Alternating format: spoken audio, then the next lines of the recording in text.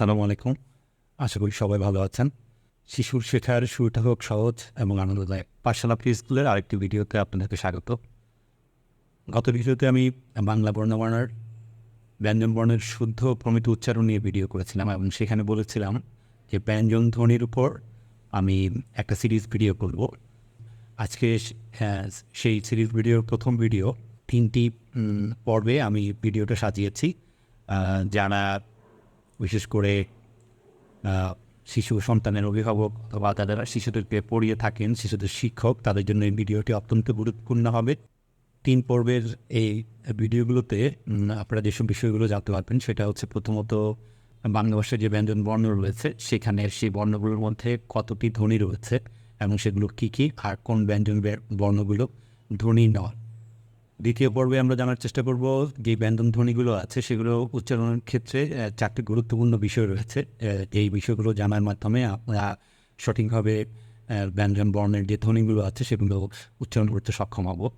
এবং তৃতীয়ত আমরা জানার চেষ্টা করব সেই ধ্বনিগুলোকে কিছু শ্রেণীতে বিভাজিত করা হয়েছে এবং সেই বিভাজনগুলো কীভাবে করা হয়েছে এবং সেগুলোর উপরে ডিপেন্ড করে আমরা কীভাবে ব্যঞ্জন ধ্বনিগুলোকে অনুশীলন করানো একটি ছোট্ট শিশুকে। যেহেতু আমার এই চ্যানেলের ভিডিওগুলো সাধারণত শিশুদেরকে শেখানোর উদ্দেশ্যেই অভিভাবক এবং শিক্ষকদের জন্য করা হয়ে থাকে, তাই আমি যারা আমাদের এই ভিডিওটা দেখছেন তাদেরকে অনুরোধ করব অবশ্যই ভিডিও 3টি পর্বই খুব মনোযোগ সহকারে দেখবে, যেন আপনার প্রিয় সন্তান অথবা আপনার শিক্ষার্থীর জন্য আপনি নিজে একজন সঠিক শিক্ষক বা পাঠদানদাতা হতে পারে। তো চলুন তাহলে আমরা আজকের এই ব্যঞ্জন ধ্বনির যেই পর্বগুলো নিয়ে আমি ভিডিও সাজিয়েছি সেটা প্রথম পর্বের ভিডিওটা আমরা আজকে শুরু করতে যাচ্ছি।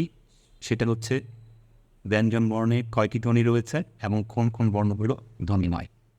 বাংলার বর্ণমালার ব্যঞ্জন ধ্বনি কয়টি ও কী কী আমরা এই ভিডিওতে দেখার চেষ্টা করব এবং আরও জানার চেষ্টা করব কোন কোন বর্ণগুলো ধ্বনি নয় এবং কী কারণে সেটা নয়। প্রচলিত ব্যঞ্জন বর্ণ 39টি আমরা এখানে সবাই জানি। আমি এখানে ইয়েলো কালার দিয়ে আপনারা দেখেছেন, কিছু কিছু বর্ণকে আমি এখানে মার্ক করে রেখেছি। এটা কেন পড়েছি আমরা পরবর্তীতে আমরা দেখার চেষ্টা করব। এগুলো সবগুলোই হচ্ছে আমাদের বর্ণমালা। আমরা জানি এটা এই প্রত্যেকটি বর্ণেরই আলাদা একটা নাম রয়েছে। সেই নামগুলো উচ্চারণ করতে গিয়ে আমাদের কিন্তু প্রয়োজন হয় ধ্বনির ব্যবহার।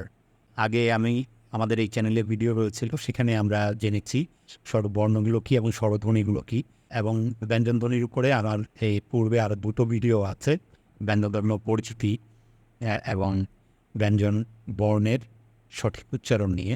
সেগুলো আপনারা আশা করি দেখে আনবেন, তাহলে আপনারা অনেক কিছু আরও তথ্য এই ভিডিওর বাহিরেও আপনারা পেয়ে যাবেন। যারা ধারাবাহিকভাবে ভিডিওগুলো দেখবেন না তারা হয়তো কিছু কিছু জিনিস নাও বুঝতে পারেন, কারণ আমি এখানে পরিপূর্ণভাবে সব কিছু হয়তো এই ভিডিওতে বুঝিয়ে বলবো না। আমি শুধুমাত্র ব্যঞ্জন বর্ণের যে ধ্বনিগুলো রয়েছে সেই ধ্বনিগুলো সম্পর্কে কথা বলবো এবং যেই বর্ণগুলো ধ্বনি নয় সেগুলো নিয়েই কথা বলবো এবং কেন নয় সেটাও এখানে বুঝিয়ে দেওয়ার চেষ্টা করবো। ব্যঞ্জন বর্ণে যে ধ্বনিগুলো রয়েছে সেখানে হচ্ছে 30টি ধ্বনি রয়েছে। এখানে আমরা দেখতে পাচ্ছেন এখানে ধ্বনিগুলো আমি লিখে রেখেছি, সেটা আমি খুব দ্রুত উচ্চারণ করে যাচ্ছি।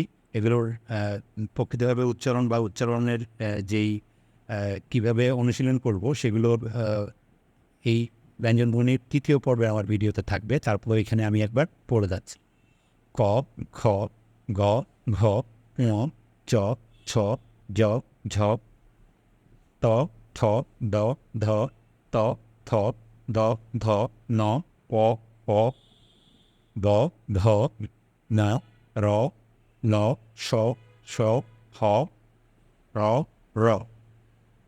এখানে একটা জিনিস হয়তো খেয়াল করেছেন, আমি এখানে যেমন চ উচ্চারণ করেছি, এটা যদি আমরা বর্ণ হিসাবে আপনাদের সামনে উপস্থাপন করতাম তাহলে আমি এখানে বর্গীয় জ বলতাম, যেহেতু এই বর্ণের নামটি হচ্ছে বর্গীয় জ। একইভাবে এখানে তালব্যস্য, এখানে দন্তাস্য, এগুলো আমি উচ্চারণ এইভাবে করতাম। কিন্তু যেহেতু এটা ধ্বনির ক্লাস, আমি যেসব 30টি ধ্বনি রয়েছে সেগুলো কীভাবে উচ্চারিত হয়, সাউন্ডটা কী হয়, সেটা আমি আপনাদেরকে দেখিয়েছি। এবার 39টি বর্ণের মধ্যে আর বাকি 9টি বর্ণ রয়েছে, যে বর্ণগুলোকে আমি পূর্বের স্লাইডে অর্থাৎ 3 স্লাইডে আপনাদেরকে হলুদ রঙের মার্ক করে দেখিয়েছিলাম। সেই বর্ণগুলো কি আমরা এখানে দেখি। দেখুন এখানে এটা হচ্ছে ইয়, এটা ব্যঞ্জনধ্বনি নয়। এরপরে হচ্ছে মূর্ধন্য ন, এটাও নয়। তারপরে হচ্ছে অন্তস্থ জ, তারপরে হচ্ছে মূর্ধন্য স, তারপরে হচ্ছে অন্তস্থ অ, তারপরে খণ্ডত, অনুস্বার, বিসর্গ এবং চন্দ্রবিন্দু। এখানে 9টি ব্যঞ্জন বর্ণ দেখতে পাচ্ছেন। এই বর্ণগুলোর কোনোটি আসলে প্রকৃত অর্থে কোনো ধ্বনি নয়। এবার কেন ধ্বনি নয়, এগুলোকে কেন ধ্বনিরূপে আমরা উল্লেখ করছি না, সেটা আমরা এখানে একটু জানার চেষ্টা করি। যেই ব্যঞ্জন বর্ণগুলো ধ্বনি নয়, কেন নয়, এগুলো আসলে প্রত্যেকটি নিজ নিজ নামে কিন্তু উচ্চারিত হয়েছে। আমি যখন উচ্চারণ করেছি আপনি শুনেছেন যে এখানে প্রত্যেকটি বর্ণই নিজ নিজ নামে উচ্চারিত হয়েছে। এখানে কোনো ধ্বনির একক বা মৌলিক বা যৌগিক কোনো ধ্বনির মাধ্যমে কিন্তু এই বর্ণগুলো উচ্চারিত হয়নি।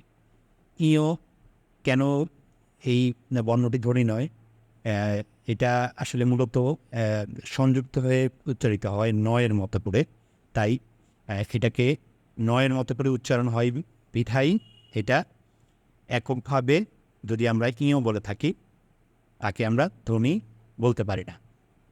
তারপরে হচ্ছে ন অর্থাৎ মূর্ধন্য ন, সেটার উচ্চারণ হচ্ছে দন্ত নয়ের অভিন্ন।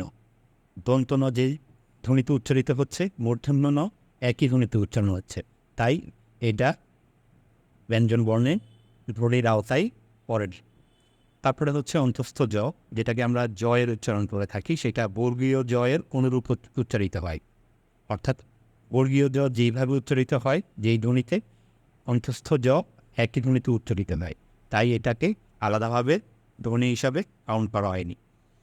তারপর হচ্ছে মূর্ধন্য স, সেটা একইভাবে তালব্য স-এর সঙ্গে অভিন্ন ধ্বনি। এবং অন্তস্থ, যেটাকে আমরা দেখতে পাচ্ছি অন্তস্থ যে বর্ণটি আছে, সেটা স্থান ভেদে স্বরধ্বনির মতো উচ্চারণ হয়ে থাকে। সাধারণত অ এই ধরনের উচ্চারিত হয়ে থাকে। আমি এই ব্যাপারটা নিয়ে অন্তস্থয়ের স্থান ভেদের উচ্চারণ নিয়ে এই ভিডিওতে আমরা আলোচনা করব না। যদি ভবিষ্যতে ব্যঞ্জন বর্ণ বা ব্যঞ্জন বর্ণের শব্দ গঠন নিয়ে আমরা যেসব ভিডিওগুলো সামনে করব, সেগুলোতে অবশ্যই আপনারা জানতে পারবে। খণ্ডত্ব, এটা হচ্ছে তয়ের অন্তঃস্বরবিহীন ত বলে এটাকে, বা তয়ের খণ্ডরূপ, তাই এটাকে খণ্ডত্ব বলা হয়। যেমন আমরা যদি এখানে মৎস্য উচ্চারণ করি, তাহলে দেখেন খণ্ডত্বটাকে আমরা ত উচ্চারণ করছি, মৎস্য। তারপর হঠাৎ এখানে আমরা খণ্ডত্ব ব্যবহার করেছি, কিন্তু উচ্চারণটা হচ্ছে ত, তাই খণ্ডত্বকে ব্যঞ্জন ধ্বনি হিসাবে আনা হয়নি। অনুস্বর, এটা এর মতো উচ্চারণ হয়ে থাকে। যেমন ধরুন আমরা যদি এখানে রং দেখি, রং বানানটার পার্থক্য দুটো দেখলেই আপনি বুঝতে পারবেন। এর মতো উচ্চারণ হয়, যেমন র অনুস্বার দিয়েছি, আমরা এটাকে রং বলে থাকি, তাহলে উচ্চারণটা হচ্ছে এর যে উচ্চারণটা হয়ে থাকে ঠিক একই উচ্চারণটা অনুস্বারটা হয়ে থাকে, তাই এটাকে ধ্বনির আওতায় আনা হয়।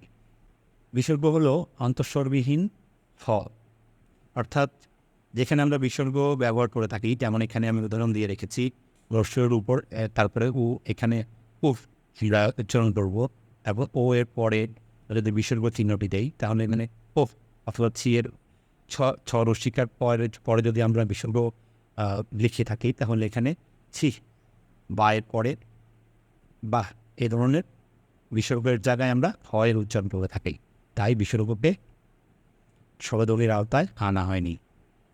আর সর্বশেষ বর্ণ যেটা আছে ব্যঞ্জন বর্ণ, সেটা হচ্ছে চন্দ্রবিন্দু।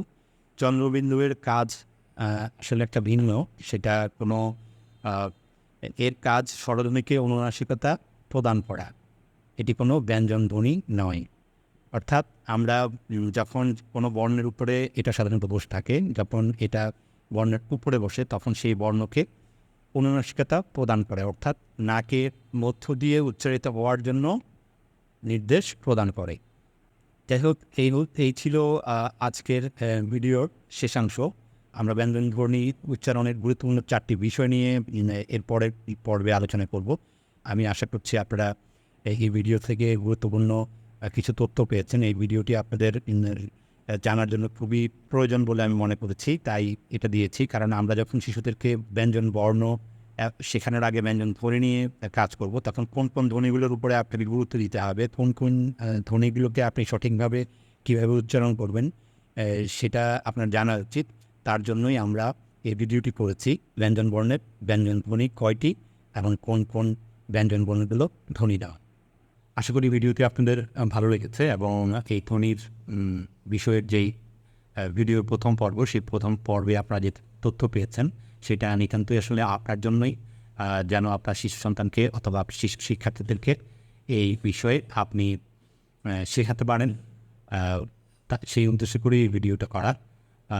এবং পরবর্তী যে ভিডিও দুটো রয়েছে সেই দুটো ভিডিওতে আপনারা যে গুরুত্বপূর্ণ বিষয়গুলো জানতে পারবেন, সেগুলো অবশ্যই আপনার শিশুদেরকে ব্যঞ্জন ধ্বনি এবং ব্যঞ্জন বর্ণের শুদ্ধ উচ্চারণ করার ক্ষেত্রে যথেষ্ট সহায়ক হবে। তো ভিডিওটি যদি ভালো লেগে থাকে তাহলে আমাদের এই চ্যানেলটিকে সাবস্ক্রাইব করে সাথেই থাকুন। তাহলে দেখা হবে পরবর্তী ভিডিওতে। ভালো থাকুন। আল্লাহ।